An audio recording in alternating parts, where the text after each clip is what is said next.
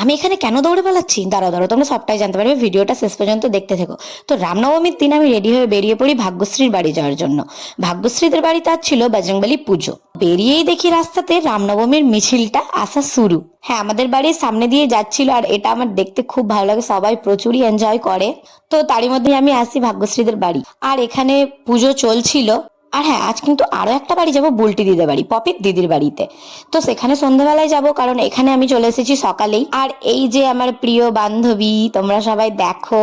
আর এই যে আমার বান্ধবীর অবস্থা, মানে এত খাটাখাটনি করেছে যে পুরো অবস্থা খারাপ, ক্লান্ত হয়ে পড়েছে। তো আমরা সকলে বসে অনেকক্ষণ আড্ডা দিই, তারপর প্রসাদ খাই, মুড়ি খাই, তারই মধ্যে চলে আসে মন্দিরা।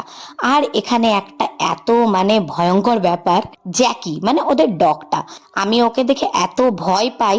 তার মধ্যে আমরা যেই রুমে বসেছিলাম সেই রুমে জ্যাকি চলে আসে, মানে আমার অবস্থাটা তোমরা একবার ভাবো, আর আমার উপর উঠে পড়ে। তারপর ভাগ্যশ্রী সেখান থেকে জ্যাকিকে নিয়ে যায়, কারণ আমার অনেক ভয় লাগছে। তো যাই হোক, আমরা অনেকক্ষণ অনেক গল্প করি সবাই মিলে, তারপর আমরা চলে যাই খাবার খাওয়ার জন্য। আর এই যে তোমরা মেনুটাও দেখে নাও, অনেক মজা করে আমরা খাবারটাও খাই। তারপর আসে বিদায়ের ব্যাপারটা, কারণ ও চলে যাচ্ছে আবারও ব্যাঙ্গালোর, কারণ ও ব্যাঙ্গালোর থেকে অনেকদিন পর পরই আসে। তো যাই হোক, আবারও ও আসবে, কিন্তু ওকে আমি অনেক মিস করি, কারণ অনেক দিন পর পরই ওর সাথে দেখা হয়। এখানে আমি পেইনি জ্যাকির আওয়াজ, আর আমি দৌড়ে ওদের বাড়ি থেকে বেরিয়ে আসি। আর ভাগ্যশ্রীদের বাড়ির কাছেই ঝর্ণার বাড়ি। তো আমি আর মন্দিরা যাই ঝর্ণার বাড়িতে, ঝর্ণার সাথে দেখা করার জন্য। আর ঝর্ণা নিয়ে আসে স্প্রাইট, কেক, অনেক কিছুই, ওখানেও আমরা খাই। তারপর আমি আর মন্দিরা আসি আমাদের বাড়িতে।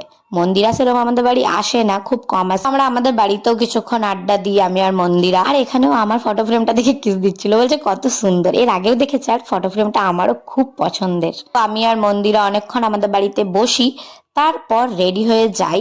আমি, মা, বাবা, দুই দাদা, আমরা যাই খয়রাকাইতে বুলটি দিদির বাড়িতে। এখানেও সকালেই আসার কথা, কিন্তু আমি চলে গিয়েছিলাম ভাগ্যশ্রীদের বাড়ি প্রথমেই, সে কারণে এখানে আমরা রাতে আসি। আর এসেই দেখি যে সোমা প্রসাদ দিচ্ছে। তারপর আমরা ছাদের দিকে যাই, আর ছাদে চলছিল খাওয়া দাওয়ার একটা ব্যাপার, তো আমরা সবাই মিলে পরিবেশনটা করি। আর প্রচুরই মানে মজা হয়েছিল, সবাই একসাথে এত ইয়ার্কি, মানে কিছু বলার নেই।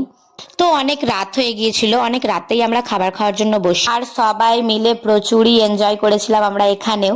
তারপর আমরা সবাই মিলে ফটোস ক্লিক করি, আর একদম 2:30-এ আমরা বাড়ি এসেছি। তো অনেক মজা করে রামনবমীর দিনটা আমার কেটেছিল। তো চলো, এই ব্লগটা এই পর্যন্তই, দেখা হচ্ছে নেক্সট ব্লগে, টাটা।